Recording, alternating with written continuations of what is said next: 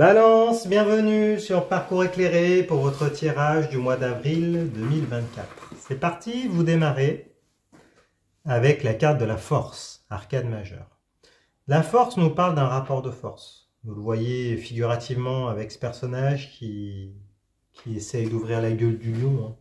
Donc il y a une forme de tentative de domptage, de rapport de force, de maîtrise également. Hein. Le lion, c'est aussi la carte du lion intérieur, hein, donc de la carte de l'accomplissement, de la réalisation, de ses désirs, de ce que vous voulez. Donc là, c'est votre carte de début de mois, donc super. Vous allez avoir l'opportunité de pouvoir concrétiser un désir, une passion, peut-être une union avec une personne, un couple, à travers une forme de, de sexualité, de pleine réalisation en fait énergétique de vos envies. Bon, après c'est une carte plutôt générale, hein. On va avoir plus de précision, plus d'informations en regardant de votre côté. Alors, donc comment ça va se matérialiser cette carte de la force? De votre côté, ça va se matérialiser avec la carte de l'ermite, arcane majeur. Alors, la carte de l'ermite, vous l'avez en position inversée, là, dans votre tirage.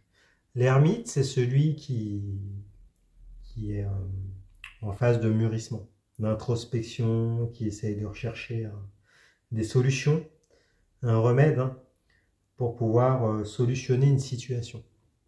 Ça peut impliquer une période de solitude, de parcours d'éveil, de parcours alchimique, symboliquement, avec cette idée-là que l'ermite, il s'éclaire à la lumière de la lanterne, hein. Donc avec une incapacité à pouvoir se projeter, à pouvoir regarder au loin ce qui se passe, de pouvoir se projeter. Voilà, donc surtout qu'en plus elle est à l'envers, donc il y a une forme de stagnation, peut-être une forme d'impatience. Les choses n'avancent pas assez vite et le sentiment de peut-être de pas arriver à trouver les clés pour pouvoir débloquer une situation. Alors couplé avec la carte de la force, hein, là c'est comme si sur votre chemin vous alliez finalement c'est comme si là vous étiez dans un cycle un peu peut-être de nuit noire de l'âme pour certains, peut-être une forme un peu dépressive, de mélancolique, de stagnation, avec le sentiment que rien n'avance dans votre vie. Et puis là, on va vous mettre face à un lion. Hein. Donc c'est comme si là, sur votre chemin, vous alliez le rencontrer, et là, ça va vous amener sur une toute autre dimension. Hein. C'est un peu cette impression que j'ai. Bon, on va en savoir plus en regardant chez ce lion, chez cette personne à laquelle vous pensez, et si ce n'est pas une personne, dans les énergies extérieures à vous, dans les énergies environnantes. Alors, il y a la 7 de coupe. 7, énergie d'instabilité. Les coupes sont le réceptacle des émotions, les sentiments, l'amour, l'amitié, la fraternité, tout ce qui touche à vos émotions, tout ce qui touche à votre cœur. Alors, avec la 7 de coupe, hein, il y a une forme d'asymétrie, une forme de dissymétrie relationnelle. Vous voyez dans le détail des illustrations, on a un personnage qui occupe une coupe, hein, mais une coupe parmi 7 coupes, qui essaye de se mettre en lumière, qui a un voile sur la tête, hein, et qui essaye d'avoir plus de considération chez cette personne en noir, hein, qui elle possède 7 coupes, hein, qui sont autant de personnes ou de centres d'attention, d'occupation, de passion dans sa vie. Et puis, comment dire, ça crée voilà, une forme de dissymétrie, de dilution, hein. Le sentiment peut-être de n'occuper qu'une coupe parmi les 7 et d'en vouloir plus. Un manque de considération. Donc il y a aussi une forme de déstabilisation, j'ai l'impression. Après, c'est pas étonnant Il y a la volonté d'occuper plus d'espace chez cette personne dans la mesure où vous êtes représenté par l'ermite. Hein. Donc avec ce sentiment de solitude, de ne pas être en mesure de pouvoir réaliser ce bâton, donc ce que vous désiriez, finalement là vous rencontrez ce lion qui vient vous emmener sur une toute autre dimension, qui vous fait vibrer. Hein. L'impression que ça soit sexuellement, que ça soit vibratoirement, énergétiquement. Et donc là, ça vient un peu vous décupler tout votre potentiel. Là, ça vous sort d'une torpeur qui semblait interminable. C'est comme si voilà, on vous sortait d'un ravin pour vous exposer en pleine lumière. Et puis là, c'est peut-être une toute autre dimension que vous ne connaissiez pas. Vous entrez, vous faites cette rencontre-là. Et puis, j'ai l'impression que cette personne, ce lion-là, c'est une personne dynamique, qui a une vie qui n'a pas de commune mesure avec vous. Voilà, qui a peut-être plein de connaissances, de centres d'intérêt, un monde social très, très riche. Et donc, d'où cette forme d'asymétrie, de dissymétrie entre vous. Bon, on va en savoir plus en regardant de votre côté. Ben oui, hein. Donc, du coup, j'allais parler justement d'une forme de dépendance affective. Bon, là, on y est. Pour certains d'entre vous. Alors, vous avez de votre côté la 8 d'épée. La 8, énergie d'obstacle. Les épées sont les armes physico-mentales qui servent dans les rapports de force, les interactions, la communication. Alors, avec la 8 d'épée, vous le voyez, hein, on a ce personnage, cette jeune femme, qui est retenue dans un lien. Voilà. Et qui a un bandeau devant les yeux. Après, c'est une position qui semble quand même choisie. Hein, parce qu'il lui suffirait de se mouvoir un peu pour pouvoir se détacher et enlever ce bandeau devant les yeux. Hein, et pouvoir considérer les épées autour d'elle, hein, qui sont autant de personnes, de possibilités, d'interactions, de voies possibles. Mais là, il y a un lien un peu enfermant. Donc, pour certains d'entre vous, ça peut parler de dépendance affective. Hein. Que ce soit dans le domaine amoureux, amical, familial, pourquoi pas. Hein. Donc, premier cas de figure. Après, si c'est dans le domaine professionnel, peut-être que ce lion-là, c'est une nouvelle voie professionnelle, un nouveau poste, une opportunité vraiment qui vous sort d'une période de chômage, avec la carte de l'ermite. Et du coup, là, un besoin comment on pourrait dire, de vous retrouver face à une communauté avec laquelle vous avez envie d'interagir, et puis là, vous vous retrouvez pris, entièrement focus sur ce nouveau travail. Donc là, on vous conseille vraiment peut-être de vous défocaliser un peu, hein, de continuer à avoir des interactions sociales, de ne pas laisser les personnes qui vous sont chères de côté. Donc j'ai l'impression que voilà, il y a cet ajustement à faire, hein, du point de vue relationnel, asymétrique, dissymétrique. Hein, voilà. Il va falloir un peu évaluer et puis ne pas vous consacrer entièrement à une personne, à un travail, à une situation, à un investissement, à un contrat, mais plutôt voilà, saisir les opportunités et puis c'est comme ça que vous allez pouvoir après être comment on pourrait dire, plus heureux, plus heureuse déjà, hein, et dans une forme d'équilibre à l'autre. Bon, on va regarder la carte qui répond. Donc chez cette personne à laquelle vous pensez ou dans les énergies extérieures à vous. Alors il y a l'as de bâton. As, départ, nouveau départ. Les bâtons sont les flux énergétiques vitaux, ce qui vous anime, ce qui se consume, la santé, la sexualité, les désirs, les motivations. Tout ce qui touche à votre épanouissement, tout ce qui vous nourrit énergétiquement. Ça peut parler du travail aussi. Hein. Donc là, on en parlait.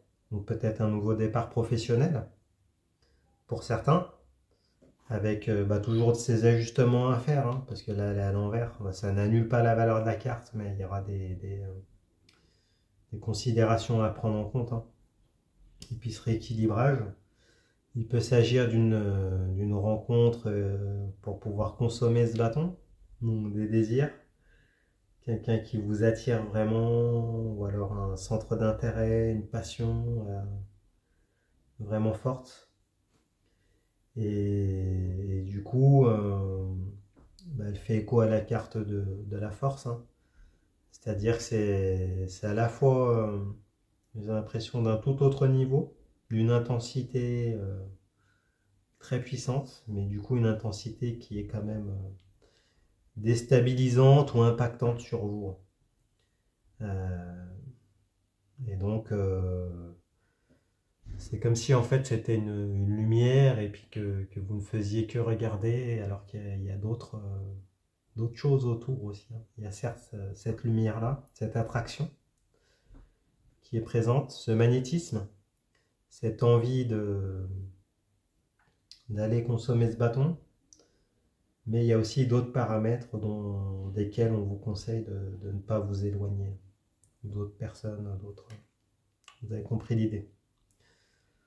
On revient de votre côté, on va avoir plus d'informations. Alors vous avez la 6 de coupe. 6, quête, conquête. Les coupes sont les réceptacles des émotions, les sentiments, l'amour, l'amitié, la fraternité. Tout ce qui touche à votre cœur, tout ce qui touche à vos émotions. Alors la 6 de coupe, c'est la carte de la quête sentimentale, hein. Amoureuse, ça peut être une phase de séduction, de lune de miel.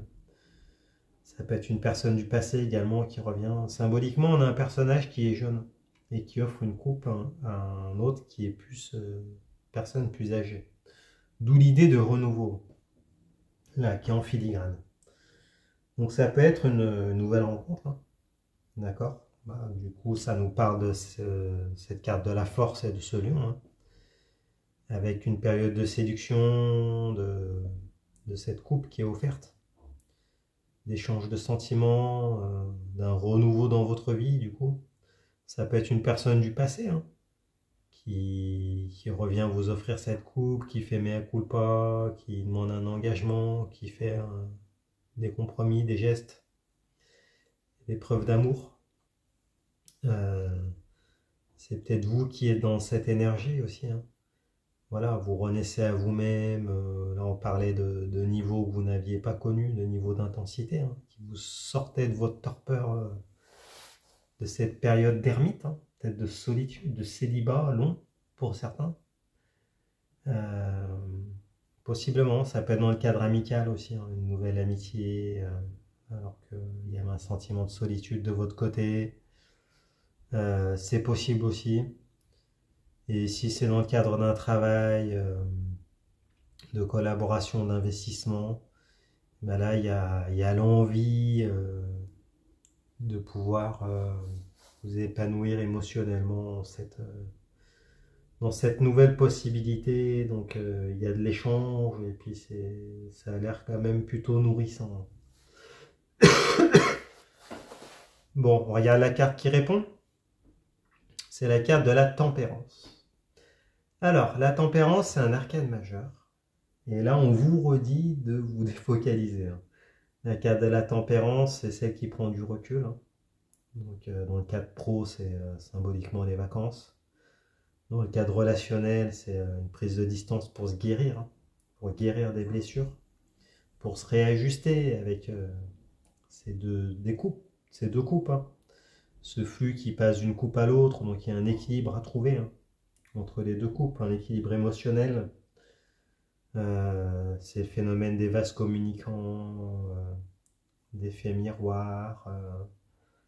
Donc là, c'est comme si cette rencontre-là, c'était une invitation pour pouvoir travailler vos blessures, vous rééquilibrer, pour certains travailler la dépendance affective. Et même si ça peut paraître difficile, c'est incontournable, hein. De toute façon, vous êtes sur un parcours avec l'ermite, hein. Un parcours peut-être d'éveil pour certains, un parcours d'introspection. Et donc là, cette rencontre, cette asymétrie, cette intensité, c'est là en fait pour vous bousculer, hein, pour pouvoir vous guérir, et peut-être que cette personne aussi se guérisse aussi, hein. Si c'est quelqu'un qui est dispersé, qui est un peu peut-être qui fait beaucoup de choses, peut-être que c'est aussi une invitation pour pouvoir se rééquilibrer aussi, hein. J'ai l'impression que c'est de part et d'autre. Et on regarde la carte de synthèse. Donc le roi d'épée. Bon, plutôt pas mal. Le roi d'épée, roi, énergie de maîtrise active. L'épée, c'est l'arme physico-mentale qui sert dans les interactions, les rapports de force, la communication. Donc le roi d'épée, c'est le maître de l'échiquier. C'est celui qui contrôle tout, qui met les stratégies en place pour pouvoir parvenir à ses fins. Après, c'est l'énergie positive, elle est à l'endroit. Donc c'est celui qui est pragmatique, celui qui fait les choses, celui qui, voilà, qui contrôle, qui sait communiquer, qui sait interagir, et qui parvient à ses fins. Donc elle est plutôt pas mal, hein. Elle vous concerne tous les deux, cette carte. En plus, à la racine, il y a la carte de la force, et là, le roi d'épée. Donc c'est comme si toute cette énergie-là, des bâtons et du lion, ça allait être canalisé, et puis mis en œuvre de manière pragmatique pour pouvoir parvenir à votre objectif et puis aller vers la victoire, hein. D'accord? Le maître des échiquiers, il joue la victoire. Donc, et de manière assez pragmatique, là, assez froide, c'est pas le mot, mais bon, je pense que vous avez compris l'idée, c'est de manière assez droite. Assez droite. Donc, comment ce roi d'épée va se traduire de votre côté? Avec la carte du chariot, arcane majeur. Alors le chariot, il a un conducteur. Ce conducteur-là, il essaye de faire converger les deux sphinx. Donc deux personnes, deux intérêts vers un objectif commun. D'accord? Il tient les rênes. En autonomie, le fait qu'elle soit à l'envers, ça peut vouloir dire qu'il y a peut-être la peur de perdre le contrôle. La peur de ne pas arriver à faire converger ces deux sphinx vers un objectif commun. Donc vous, de votre côté, il y a ces peurs-là, je pense, elles font suite à la carte de l'ermite, hein, avec ce travail à terminer sur vous. L'introspection, c'est aussi la peur de l'accident et en même temps, attention au burn-out, hein. D'accord? Il va vous falloir beaucoup d'énergie pour arriver à maintenir les deux sphinx de manière permanente entre elles, hein. Vous voulez garder le contrôle. Vous avez peut-être peur de le perdre, et alors que peut-être qu'en lâchant les rênes, les deux sphinx finiraient peut-être par aller quand même vers un objectif commun, hein. J'ai l'impression que c'est ça, hein, parce qu'il y a la carte du roi d'épée. Donc peut-être qu'on vous invite à vous défocaliser, à vous détendre un peu, peut-être à vous prendre du recul par rapport aux enjeux, par rapport à cette intensité, par rapport à vos attentes, j'ai l'impression qu'on vous invite à cette prise de recul, là. Et puis à lâcher le contrôle. Ouais, peut-être à lâcher ce contrôle, être dans on pourrait dire, vivre l'instant présent, être dans le lâcher prise. J'ai l'impression que c'est ça ici, hein. Et la carte qui répond chez cette personne ou en face, dans vos énergies environnantes, si c'est pas une personne, il y a la carte de l'empereur, arcane majeur. Bon, alors, l'empereur, c'est celui qui met en œuvre. C'est celui qui met en œuvre ce que l'impératrice a, comment on pourrait dire, a formalisé sous forme de projet. C'est celui qui met en chantier, qui bâtit. C'est une carte d'action, hein. Donc avec de réalisation dans la 3D. Après, elle est à l'envers, mais je pense qu'elle est à l'envers parce que vous, la carte du chariot est à l'envers. Donc là, c'est comme si on vous disait il faut lâcher prise de votre côté pour qu'en face, eh ben, ça puisse s'acter avec des fondations solides. Et de manière, d'accord, la carte de l'empereur, c'est la carte du bélier, hein, c'est l'étincelle de vie, c'est le point de départ, c'est le début des projets de grande envergure. Donc là, c'est normal qu'elle soit à l'envers du coup, parce que vous, ouais, la carte du chariot, elle est à l'envers aussi, hein. Donc, ouais, il va falloir lâcher prise. Il va falloir continuer le travail sur vos blessures, terminer cette introspection. Et j'ai l'impression que en faisant tout ça, toutes les cartes de l'autre côté vont revenir à l'endroit aussi, hein. Parce que du coup, oui, il y aura toujours, de toute façon, cette personne qui aura plein de centres d'intérêt, mais c'est plutôt sain. Ça sera vécu de la bonne manière et pas comme une injustice ou une dépendance affective. Il y aura un nouveau départ qui sera vraiment concret et puis positif pour la réalisation de vos désirs communs. La carte de guérison, un équilibrage émotionnel et puis du coup un chantier, un grand projet qui sera mis en œuvre avec les bonnes fondations. Voilà. Bon, bah écoutez, si vous êtes toujours là, écrivez balance dans les commentaires, comme ça je saurai que vous êtes toujours présent. Si ce tirage vous a parlé, mettez-moi un pouce, ça fait toujours plaisir. Abonnez-vous, allez voir les autres tirages pour vos signes lunaires et ascendants. Vous mélangez le tout, vous aurez un signe de lecture plus personnalisé. Rendez-vous sur mon site internet, leparcourseclairé.com. Vous pouvez voir mes disponibilités, réserver une consultation durant laquelle je répondrai avec grand plaisir à toutes vos questions, si vous le souhaitez. Et puis, bah, écoutez, je vous remercie et je vous dis à bientôt. Au revoir.